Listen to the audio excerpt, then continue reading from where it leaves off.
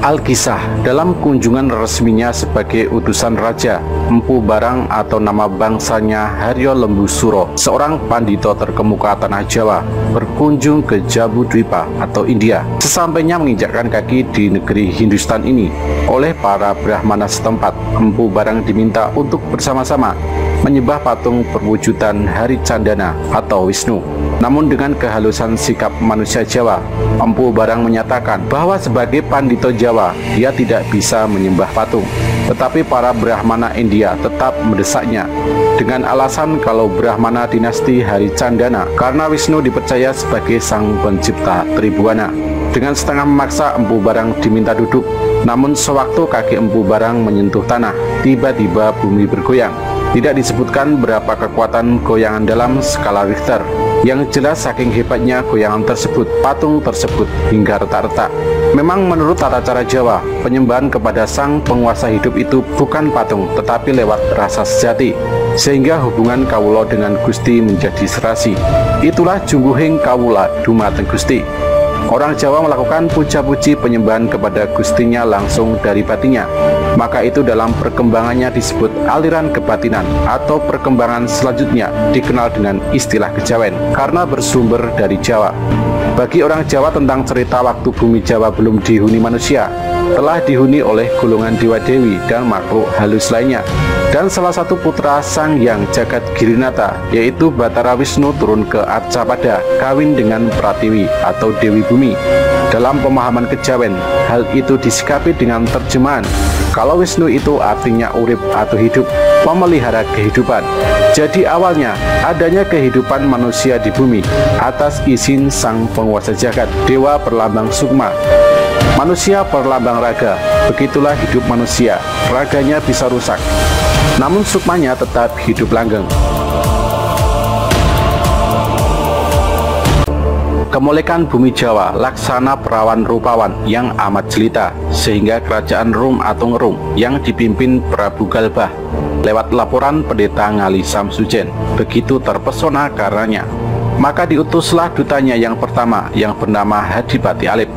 Hadipati Alip kemudian berangkat bersama 10.000 warga Ngerum menuju Nuswa Jawa.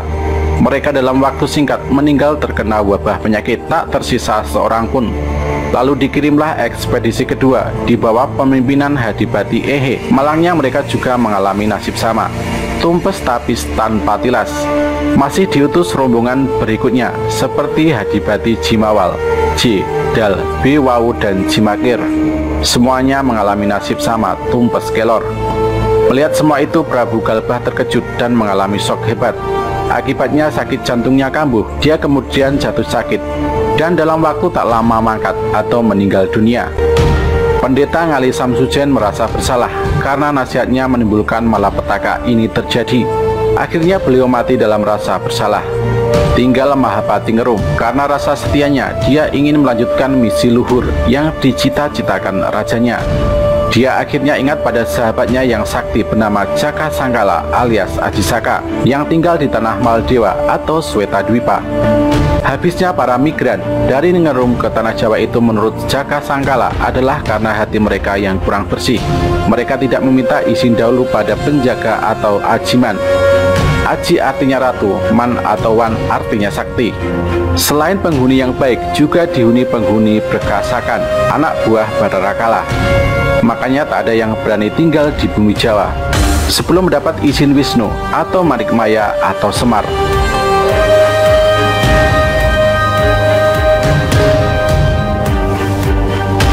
Akhirnya Mahapati Ngerum diantar Ajisaka menemui Wisnu dan istrinya Dewi Sri Kembang. Saat bertemu itulah dituturkan bahwa Wadyabala warga Ngerum yang mati tidak bisa hidup lagi dan sudah menjadi peri perahyangan, anak buah Batara Kala. Tapi kedelapan Hadipati yang gugur dalam tugas itu berhasil diselamatkan oleh Wisnu dan diserai tugas menjaga 8 mata angin. Namun mereka tetap menghuni alam halus. Atas izin Wisnu, Mahapati Ngerum dan Ajisaka berangkat ke tanah Jawa untuk menghadap Semar di Gunung Tidar. Tidar dari kata tidak, hati di dada, maksudnya adalah hidup. Supaya selamat oleh Wisnu, Mahapati Ngerum dan Ajisaka diberi sifat kandel berupa Rajah Kalacakra. agar terhindar dari wabah penyakit dan serangan anak buah Bathara Kala. Kisah di atas hanya merupakan gambaran bahwa ada makna yang tersirat di dalamnya. Wisnu dan Ajisaka itu Dwi Tunggal, bagaikan matahari dan sinarnya. Madu dan manisnya tak terpisahkan, loro-loro ning atunggal. Maka itu, keraton Wisnu dan Ajisaka itu di Medang Kamulan, yang maksudnya di mula-mula kehidupan. Kalau dicermati, intinya adalah kawruh ngelmu sejati tentang kehidupan manusia di dunia, sejak masih gaib hingga terlahir di dunia, supaya hidup baik, sehingga kembalinya nanti menjadi gaib lagi, perjalanannya sempurna. Singkat cerita, perjalanan ke Tanah Jawa dipimpin oleh Ajisaka dengan jumlah warga yang lebih besar, 80.000 atau 8 laksa, disebar di berbagai pelosok pulau.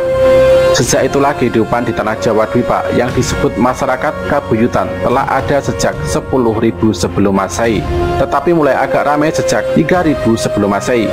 Sesudah kedatangan pengaruh Hindu, muncul kerajaan pertama di Jawa yang lokasinya di Gunung Gede Merak. Rajanya Prabu Dewa Warman atau Dewa Eso yang bergelar Sang Hyang Prabu Wismudewa. Raja ini memperkuat tahtanya dengan mengawini putri Begawan Jawa yang paling terkenal, yakni Begawan Lembusuro atau Kesawa Sidi di Padepokan Garbopitu, penguasa 7 lapis alam gaib, yang terletak di Dieng atau Hadiyang, jiwa yang sempurna. Juga disebut Bumi Samboro, tanah yang menjulang tinggi. Putrinya bernama Padmawati atau Dewi Pratiwi.